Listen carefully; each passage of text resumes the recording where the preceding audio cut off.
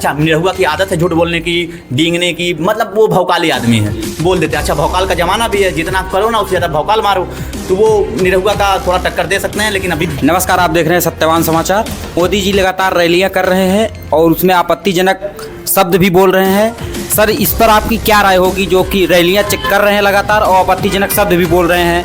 पहली बात तो मोदी जी भारत के प्रधानमंत्री हैं, ना कि किसी विशेष पार्टी के प्रधानमंत्री हैं। वो बीजेपी के प्रधानमंत्री बिल्कुल नहीं है, वो एक अच्छे जिम्मेदार प्रधानमंत्री हैं। और जिस तरीके से उनके बयान आए, घुसपैठिए, ज़्यादा बच्चे पैदा करने वाले, तो आप कहना क्या चाहते हैं? प्रधानमंत्री हैं। अच्छा, इसको लेकर जिस तरीके से विवादित बयान हुआ, काफ़ी चर्चाएं भी इसकी हुई, अंतर्राष्ट्रीय मीडिया भी इस पर अपना जो है इस पर संज्ञान लिया और उस पर छापा भी कि मोदी जी ऐसा क्यों कर रहे हैं। अल्पसंख्यकों को लेकर अगर प्रधानमंत्री ऐसा बोल रहे हैं और कुछ प्रधानमंत्री जो बयान देते हैं वो झूठा बयान देते हैं, तोड़ मरोड़ के देते हैं, तो ये सत्ता के लिए सही नहीं है, लोकतंत्र के लिए नहीं सही है, भारत देश के लिए नहीं सही है। क्या ये आपत्तिजनक भाषण पे क्या चुनाव आयोग तो डरा हुआ है और चुनाव आयोग, मीडिया, सब कुछ डरे हुए हैं। अब अगर आप जरा कल्पना करिए, लोग बता रहे हैं कि डेमोक्रेसी खतरे में, और मोदी जी बोल रहे हैं या उनकी पार्टी के लोग बोल रहे हैं कि डेमोक्रेसी खतरे में नहीं है। उनकी पार्टी के खुद अरुण गोयल राम के एक्ट करने वाले, जो खुद बोल रहे हैं कि संविधान में परिवर्तन होना जरूरी है जी, समय के साथ बदलना चाहिए। तो भैया थोड़ा ज्ञान ले लेते। राम का एक्ट कर रहे हैं आप, लेकिन राम की बातें आप मान नहीं रहे हैं।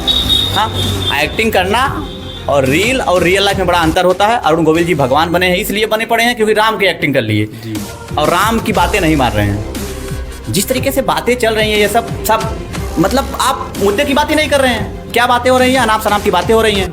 बात होनी चाहिए शिक्षा पे, एजुकेशन पे, सारी चीज़ों पे बात होनी चाहिए, विकास पे। किस पे बात हो रही है? हिंदू, मुसलमान, अल्पसंख्यक, घुसपैठिया, मतलब क्या हो रहा है? मोदी जी रैलियों में कहीं न कहीं ये भी कहते हैं कि अब की बार 400 पार। क्या लगता है 400 पार हो जाएगा सर आपकी?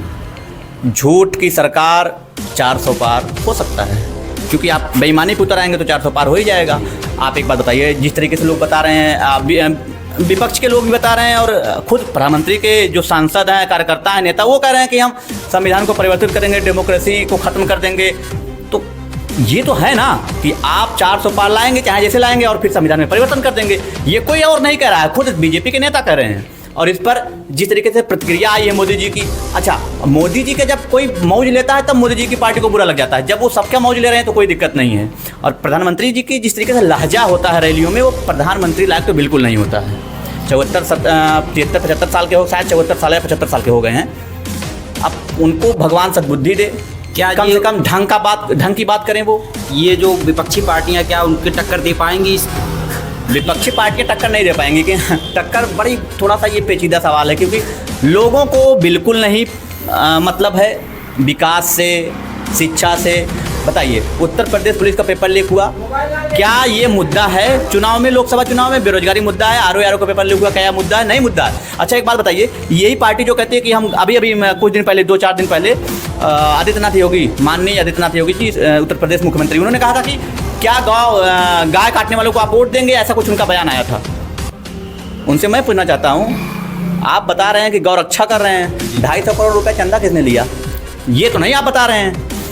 तो ये जो दोहरा चरित्र आप दिखा रहे हैं, एक तरफ आप कह रहे हैं गौ रक्षा कर रहे हैं, एक तरफ 250 करोड़ रुपए जबरदस्त तरीके से ले रहे हैं। कंपनी दी 250। हाँ, कोई भी दे, लेकिन आपका एक स्टैंड होना चाहिए कि हम गौ रक्षा कर रहे हैं। लेकिन उससे क्यों जो नेता, जो बिजनेसमैन, चाहे जो हो, जब वो घिरता हुआ नजर ईडी और सीबीआई के झांसे में आ रहा है, तो वो क्या कर रहा है? बीजेपी को चंदा दे रहा है और बच जा रहा है। आते हैं ये उत्तर प्रदेश में। सर ये बताइए कि अखिलेश यादव क्या भूमिका रहेगी इस लोकसभा चुनाव में? अखिलेश यादव को मुझे लगता है कि ज़मीन पर उतरना चाहिए था 6-7-8 महीना पहले। चुनाव आते हैं तो ज़मीन पर उतरते हैं। उनसे ज़्यादा मेहनत तो तेजस्वी कर रहे हैं, उनसे ज़्यादा मेहनत तो राहुल गांधी कर रहे हैं। अखिलेश यादव को कहीं ना कहीं अभी राजनीति में वो सीख लेनी पड़ेगी। और जिस तरीके से मोदी जी का ऑरा बना है कि फेम है एक मोदी जी का, और मोदी जी ने गरीबों की नब्ज पकड़ लिया है, उनको पता है कि किस वर्ग को क्या चाहिए। ओबीसी को पढ़ाई लिखाई से मतलब है नहीं, और जब पढ़ाई लिखाई से मतलब है नहीं तो क्या होगा? वोट बीजेपी को दिया जाएगा। राशन में, अच्छा आप कह रहे हैं विश्वगुरु बना देंगे हम, और शर्म नहीं आ रही है और कह रहे हैं कि हम 5 साल एक्स्ट्रा राशन देंगे। कितना हास्यास्पद है कि 5 साल आप फ्री में राशन देंगे और विश्वगुरु बनाएंगे। तो पहले क्लियर कर लो कि भिखमंगा बना रहे हो कि विश्वगुरु बना रहे हो। ये आप स्टैंड ले नहीं पा रहे हैं। बेरोजगारी दर बढ़ती चली जा रही है। अभी जो बेरोजगारी का आंकड़ा आया है उसमें से लगभग 80+ % युवा जो है बेरोजगार हैं। इस पर बात नहीं हो रही है। बात कर रहे हैं शाहजादे मोदी जी का, मतलब कुछ भी वो चलता है मोदी जी का। उनका झूठ का आंकड़ा रहता है। कई बार उन्होंने मंच पे, खुले मंच पे झूठ बोला है। तो फैक्ट की चीज़ें वो जानबूझ कैसा, ये नहीं है कि वो मोदी जी इतने बड़े बुद्धिहीन नहीं है कि वो ये बातें नहीं बोलेंगे। वो ये जानबूझ के बोलते हैं ताकि चर्चाएं दूसरी तरफ चली जाएं। ये जानबूझ कर बोला जाता है, क्योंकि जो भाषण लिखता होगा उनका, बड़े बड़े ब्यूरोक्रेट्स होते होंगे, बड़े बड़े IAS होते होंगे, सब लिखते होंगे स्पीच उनकी, तो ये मोदी जी जानबूझ के करते हैं। तो इस समय आजमगढ़ लोकसभा में क्या माहौल है सर?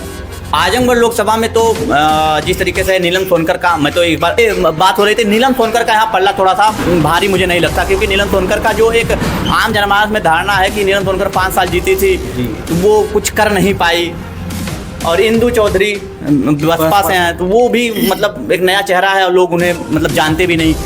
बसपा का, सपा आजमगढ़ हमेशा से गढ़ रहा है सपा का, तो सपा की दोनों सीटें, खासकर लालगंज की, आजमगढ़ की सीटें जो सपा के खाते में जाती हुई दिख रही हैं। आजमगढ़ में निरहुआ जिस तरीके से बड़े बड़े बोल रहे हैं, अच्छा निरहुआ की आदत है झूठ बोलने की, डींगने की, मतलब वो भौकाली आदमी है, बोल देते हैं। अच्छा भौकाल का जमाना भी है, जितना करो ना उससे ज़्यादा भौकाल मारो, तो वो निरहुआ का थोड़ा टक्कर दे सकते हैं। लेकिन अभी देखना होगा, क्योंकि निरहुआ सिटिंग सांसद हैं, तो भारी तो हो सकता है। लेकिन लालगंज की सीट मुझे लगती है कि सपा के खाते में जाने वाली है। आजमगढ़ में एक निरहुआ का बयान आया था, कुछ पत्रकारों के द्वारा जब सवाल किया गया कि बेरोजगारी को लेकर के, तो निरहुआ का बयान यही था कि मोदी जी और योगी जी बच्चा पैदा नहीं किए, इसीलिए बेरोजगारी रुकी हुई है। आप इस पर क्या कहना चाहेंगे? मोदी जी, योगी जी ने बच्चा पैदा नहीं किया, बेरोजगारी रुकी हुई है। हाँ। उनके सांसद रवि किशन ने 2 शादी कर ली है, उनके 3-4 बच्चे हैं, एक को एक्सेप्ट नहीं कर रहे हैं, उस पर भी बयान आया है। इसका मतलब रवि किशन बेरोजगारी बढ़ा रहे हैं, जिसके पास ज़्यादा बच्चे हैं। रवि किशन का भी एक औरत ने दावा किया है, मैं उनका नाम भूल गया हूँ, कोई ठाकुर करके हैं। उन्होंने कहा है कि मैं रवि किशन की पत्नी हूँ। 1994 या 95 में शादी हुई थी मेरी, और मेरी एक 24 साल की बच्ची है। तो इसका मतलब ये हुआ कि आप रवि किशन बेरोजगारी बढ़ा रहे हैं। फिर तो ये बताइए, सांसद दिनेश लाल यादव के कितने बच्चे हैं, पता है आपको? नहीं, हमें तो बिल्कुल नहीं पता है, और ये हमारा या किसी का जानना भी जरूरी नहीं है उनके कितने बच्चे हैं। लेकिन जिस तरीके से बेतुका बयान आया है उनका, योगी जी ये नहीं कर रहे हैं, मोदी जी ये नहीं कर रहे हैं, तो बेरोजगारी रोक रहे हैं, तो सब रड़ुए बन के घूमें, क्या जरूरत है शादी करने की? हाँ, इसका मतलब फिर बयानों को तर्क कुतर्क किया जाए तो वो बेरोजगारी बढ़ा रहे हैं। फिर किसी के बच्चे हो या ना हो, वो उनका पर्सनल मैटर है। पर्सनल मैटर को आप उठा के अगर सामाजिक मुद्दे में ला रहे हैं, तो फिर उस पर कटाक्ष होंगे, उस पर आपकी मौज ली जाएगी, और इसमें किसी का कोई दो राय नहीं है कि आपकी इसका क्रिटिसाइज भी होगा। जिस पत्रकार के द्वारा वो वीडियो को कवरेज किया गया, आज दिनेश लाल यादव कह रहे हैं कि ये फेक वीडियो है, आप इस पर क्या कहेंगे? हाँ, फेक वीडियो है। इनका वीडियो, बीजेपी वालों का वीडियो है तो फेक वीडियो, किसी का फेक वीडियो आ जाए विपक्ष का तो कहेंगे सही वीडियो है। गजब का चल रहा है। अच्छा, ये अभी पता नहीं क्यों बोले नहीं, तो बता देते कि कांग्रेस की चाल है ये, पता नहीं क्यों चुप है ये। निरहुआ का तो है, ये है इनकी बड़बोल है। अब जो भी है, निरहुआ राजनीति से उतने मुझे नहीं लगता कि मैच्योर है, और पता नहीं 2.5 साल में काम उन्होंने किया। 2.5 साल शायद रहे आजमगढ़ से भी सांसद, किया कि नहीं किया, लेकिन निरहुआ का ये बयान बेतुका है। आजमगढ़ में धर्मेंद्र यादव का क्या माहौल है? देखिए, आजमगढ़ में सपा का हमेशा जो है ना गढ़ रहा है, हमेशा से ही। तो धर्मेंद्र यादव का तो माहौल है, और जिस तरीके से निरहुआ का है, तो सिटिंग MLA हैं, सत्ता में उनकी स्टेट में भी बीजेपी है और सेंट्रल में भी बीजेपी है, तो निरहुआ भी कम नहीं पड़ने वाले हैं। हाँ, और जैसे कि सब आरोप लगाते हैं, मेरा कुतुब नहीं, लेकिन लोगों का सुनना बताते हैं कि EVM को लेकर सारी चीज़ें आती हैं, और EVM पकड़ी भी गई है। चुनाव, इससे पहले जो चुनाव हुए विधानसभा के, EVM भी पकड़ी गई। अब चुनाव आयोग क्यों चुप है, बात सारी चीज़ों को मुझे तो नहीं पता, लेकिन जो आरोप लग रहा है बीजेपी पर, और जिस तरीके से आप पूछ रहे हैं कि आजमगढ़ में क्या माहौल है, तो वहाँ बड़ी कांटे की टक्कर हो सकती है। मोदी जी ऐसा क्यों दावा कर रहे हैं कि अब की बार 400 पार? हाँ, मोदी जी दावा करेंगे ही, सारी मशीनरी, सारी चीज़ें उनके हाथ में है। और दावे के साथ साथ एक और चीज़ है, उनको पता है कि किस व्यक्ति को क्या चाहिए। OBC में हो गया, दलित में हो गया, उनको राशन चाहिए, तो राशन दे दीजिए 5 साल के लिए, तो 400 का वोट पाए जाएंगे। तो मोदी जी को पता है कि किस व्यक्ति को साथ क्या करना है, क्या चाहिए लोगों को। रोजगार चाहिए नहीं, हॉस्पिटैलिटी चाहिए नहीं, सड़क चाहिए नहीं, उनको विश्व गुरु बनना है। भारत में तो मतलब विश्व गुरु का कॉन्सेप्ट मुझे समझ में नहीं आता कि विश्व गुरु कैसे बनोगे भैया। 4 राशन पे जिंदा हो, और मोदी जी खुद दावा कर रहे हैं कि 80 करोड़ जो है सरकार राशन दे रही है 80 करोड़ लोगों को। 80 करोड़ लोगों को सरकार राशन दे रही है, और वो देश विश्वगुरु बन जाएगा। कितना अजीब और हास्यास्पद है, बेवकूफ़ बनाने की एक प्रक्रिया है। हिटलर वाली नीति है, तानाशाही वाली नीति है, धर्म खतरे में है। वहाँ भी हिटलर ने बोला था धर्म खतरे में, यहाँ भी बोल रहे हैं अपने वाले भी। और अपने वाले तो इतना फेंकते हैं, इतना डींगते हैं, मतलब कुछ कहा नहीं जा सकता। 400 पार हो सकता है, इसमें कोई अतिशयोक्ति नहीं है, लेकिन अगर 400 पार हो गया तो यहाँ आम जनमानस और ख़ासकर दलितों को रहना थोड़ा सा दिक्कत हो सकती है, थोड़ी नहीं बहुत दिक्कतें हो सकती हैं। एक मेरा आखिरी सवाल है, क्षत्रिय समाज के लोग जो धरने पर बैठे हैं, इससे क्या प्रभाव पड़ेगा भारतीय जनता पार्टी पर? कोई प्रभाव नहीं पड़ेगा। ये आपको क्या लगता है, क्षत्रिय जो समाज के लोग धरने बैठे हैं वो बीजेपी सपा को वोट देंगे या बसपा को वोट देंगे, किसको देंगे? अच्छा, इससे कोई प्रभाव नहीं पड़ने वाला? प्रभाव नहीं पड़ने वाला है। आप हमेशा से जनरल का वोट बीजेपी के पक्ष में रहा, ये जग जाहिर है। हाँ, कुछ वोट जिस तरीके से जैसे वो यादवों का वोट कन्वर्ट होता है, कुछ वोट बीजेपी को, वैसे ही जनरल का भी वोट सपा को जाता है। लेकिन एंड ऑफ द डे सब जितने लोग बैठे हैं धरने पर, सब वोट बीजेपी को दे रहे हैं। ये और कोई फर्क नहीं पड़ने वाला। और मोदी जी को खूब पता है कि चिल्ला के जाएंगे कहाँ, आना हमारे पास है। तो मोदी जी हैं, मोदी जी करते हैं। और मोदी जी भाई विश्वगुरु बनाने चले हैं, तो बन जाएंगे हम लोग विश्वगुरु। खाने का है नहीं, हालत सबकी ख़राब है और विश्वगुरु बनवा दे रहे हैं। अब विश्वगुरु कैसे बनेगा हमको समझ में नहीं आ रहा है। इतना विश्वगुरु, अब मीडिया वाले विश्वगुरु बनवा रहे हैं खूब जम के कि भैया हम विश्वगुरु बन गए हैं। हाँ, क्या है, क्या आप कितने प्रोड्यूस कर रहे हैं रोजगार? कुछ भी नहीं। कोरोना के बाद ऐसा आलम आ गया, हालत ख़राब हो गई, सबकी राशन पे गुजारा करना पड़ रहा है और विश्वगुरु बनवा रहे हैं। तो मुझे तो इसका कॉन्सेप्ट समझ में नहीं आता कि विश्वगुरु है क्या।